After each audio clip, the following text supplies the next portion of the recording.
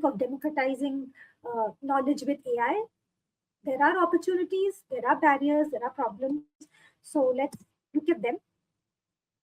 While there has been rapid adoption in many sectors, it is being deployed and used in many low and middle income countries for critical needs. So, as I mentioned, natural disaster preparedness. So, remote sensing data, drones, etc., with AI capabilities are able to now inform the local public about impending natural disasters. So, that helps with preparedness for that.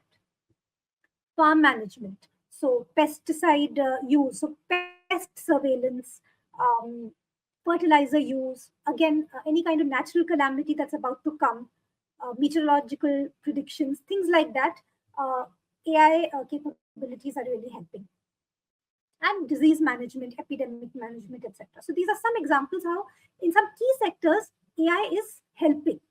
Uh, on the ground, people are able to access this information, use it, they're able to chat with local chatbots and get their information.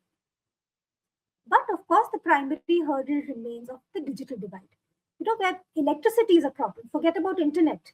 There is, disrupted internet, disrupted electricity supply. When there is electricity, maybe the internet supply is, very patchy. So all this kind of stifles AI capabilities and innovation. Local data storage centers. Now, the thing with AI, I would say, in the long run, it is very, very energy intensive. It needs like gallons and like trillions of gallons of water to cool the servers and things like that. So these kind of things are going to create problems, and it's going to probably further deepen the divide.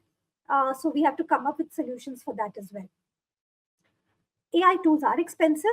So even the tools I talked about, some of them fall in the $10 to $42 a month price range. For the paid plans, as I said, the paid plans have some very advanced features. If you want basic features, some of these tools are free to use. So most of them do offer limited free tiers. So again, people in researchers in high income countries probably don't have to think twice before using a tool, whereas those in lower income countries will have to really make those choices whether they want to use paid AI tools or not. There is a shortage of AI specialists in low income countries as well. So according to one estimate, India has only, about 400 PhD educated AI scientists out of a global pool of thousands. And most of these top tier researchers are in the US. And then inappropriate training data. A lot of innovators in lower income countries rely on big models that are built by big tech in these high income countries and which are not relevant for data that we rely on. It doesn't reflect our cultural, linguistic, or social realities.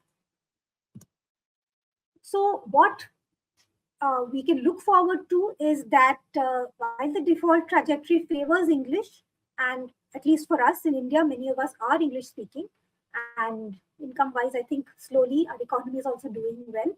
So we need more intentional design, more focus on AI, and we need to build more AI literacy.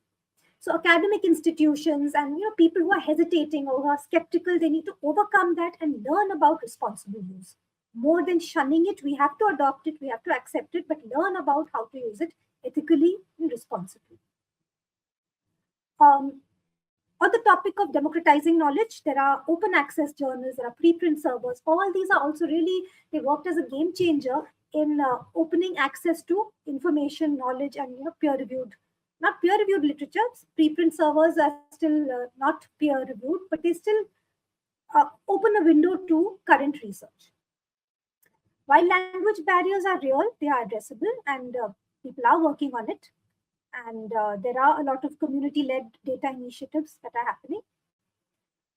Overall, we are in the global south, so responsible AI needs leadership from countries like ours. It's fundamental to equity, ethics, sustainability, and democratization. So we need more local researchers involved in this kind of work.